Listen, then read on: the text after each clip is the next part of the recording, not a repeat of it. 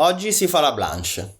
Ciao, sono Lucio e questo è un Brewing Diary. Secondo molti pareri, questa birra è una delle più difficili, sia per l'equilibrio tra le spezie e il luppolo che vanno dosate accuratamente, sia per il grist che è composto per una larga parte, fino al 50-60%, da cereali non maltati. Comunque, sono al mio secondo tentativo con questo stile e la prima volta non è andata proprio bene, infatti ho sbagliato qualcosina e mi sono ritrovato con un succo d'arancia piuttosto che una birra. La prima ricetta aveva lo stesso grist ma una luppolatura e una speziatura decisamente differenti. Infatti l'altra volta avevo utilizzato in aroma il mandarina Bavaria, che mi ha portato a delle note quasi sgradevoli di succo d'arancia. Inoltre avevo decisamente esagerato con le spezie e ciliegina sulla torta, molte bottiglie mi avevano dato gushing. Quindi ho deciso di cambiare alcuni aspetti sia del processo di produzione sia degli ingredienti utilizzati in ricetta.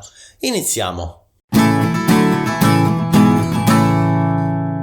Prima di tutto è cambiato l'impianto su cui sto brassando. Infatti, se la volta precedente utilizzavo una sorta di trettini, questa volta utilizzo un all-in-one in cui ho inserito un sacchetto per evitare che le varie farine all'interno del grist finiscano sul fondo della pentola. Per il grist, che è lo stesso dell'altra volta, ho utilizzato 54% malto pilsner e 46% fiocchi di frumento. Ho usato i fiocchi per due motivi: sono più facili da trovare rispetto al frumento non maltato e soprattutto sono più facili da gestire perché in teoria sono già modificati. Per il processo ho cambiato il setup della pentola mettendo un sacco filtro da Biab nel pipe della pentola stessa e utilizzando circa 300 grammi di LOL di riso misurati asciutti e idratati dalla sera prima come fondo del pipe per 12 litri di birra. Praticamente ho seguito i consigli nei commenti del video sulla Irish Stout, di cui lascio il link in descrizione. Ho scelto questo stile che ha un sacco di cereali non maltati anche per fare una prova col sacco filtro e vedere come si comporta in situazioni farinose. Lo scopo è quello di trattenere in mesh il più possibile delle farine, evitando che la pompa si inceppi e che il mosto sia quindi troppo torbido in boil. A quanto pare la pompa ha funzionato a dovere. Per gli step d'ammostamento sono partito da un breve protein rest. In rete ci sono pareri discordanti su questo step. Ditemi la vostra nei commenti, lo fate o lo odiate? Comunque, dopo il protein rest sono passato alla beta amilasi a 64 gradi e via con lo sparging. Non ho fatto mash out. Infatti ho fatto sparging a 66 gradi. Gli enzimi si sono disattivati durante lo sparging mentre il mosto andava in bollitura. Questo per due motivi.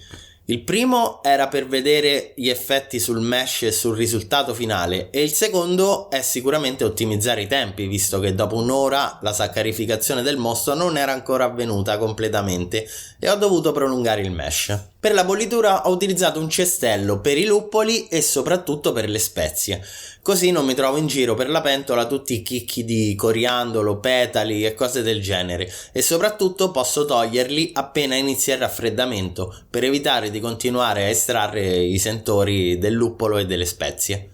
Ho americato in modo diverso dall'ultima volta, con 17 IBU di Northern Brewer a 60 minuti. Devo ammettere che è un luppolo un po' vecchio, ha almeno un anno, ma l'ho utilizzato a cuor leggero in amaro perché comunque apporta solo l'amaro, appunto, e non i sentori dovuti a quel tipo di luppolo. Come spezie invece non potevano mancare arancia amara e coriandolo, ma in più ho aggiunto i fiori di sambuco perché non mi andava di fare la solita Blanche e soprattutto volevo qualcosa di cui chiacchierare con gli amici e cosa c'è di meglio di una birra strana. Per i fiori ho fatto un infuso prima del mash per capire quali sentori apportano e in quali quantità.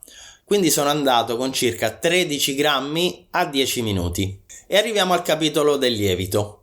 Non sono ancora pronto a utilizzare i lieviti liquidi che comunque sarebbero più adatti ad uno stile belga, in quanto in questi stili il lievito fa la sua parte nel computo dei sentori, ma ho deciso di utilizzare i lieviti secchi perché con il processo di produzione che mi trovo a seguire ad oggi, aggiungere Altre variabili come la preparazione di uno starter e la gestione di un lievito liquido porterebbe ad ulteriori imprevisti e attualmente sono quasi al limite per il numero di imprevisti che posso reggere durante una cotta. Quindi mi sono affidato al secco S33, a differenza dell'altra volta che avevo utilizzato il VB06. Dopo il raffreddamento travasato nel nuovo fermentatore, e se non sai di cosa parlo ti lascio il link in descrizione, prelevando il mosto dall'alto. Infatti ho sifonato sperando che le farine eventualmente rimaste nel boil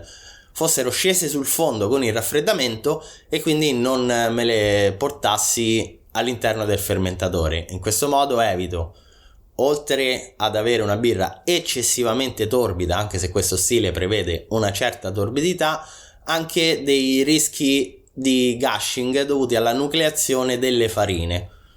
Speriamo. Ho quindi inoculato il lievito e ho messo il fermentatore nella camera di fermentazione cercando di ridurre il più possibile lo spazio. Infatti più è piccola la camera e meno aria deve essere raffreddata per portare il mosto alla temperatura desiderata. La cotta sembra essere andata tutta liscia ed ecco infatti che arriva l'imprevisto. Ho inoculato il lievito a 30 gradi invece di 25. Me ne sono accorto troppo tardi e quindi è probabile che mi troverò con degli esteri non desiderati, ma staremo a vedere durante l'assaggio. E se non vuoi perderti l'assaggio iscriviti al canale. Quindi, per ora la birra gorgoglia, segno che la fermentazione è iniziata e sta producendo CO2. Nelle prossime settimane, se sarà venuta decente, la assaggerò su questi schermi. E questo è tutto. Se il video ti è piaciuto lascia un like per i fiori di Sambuco, iscriviti al canale e alla prossima!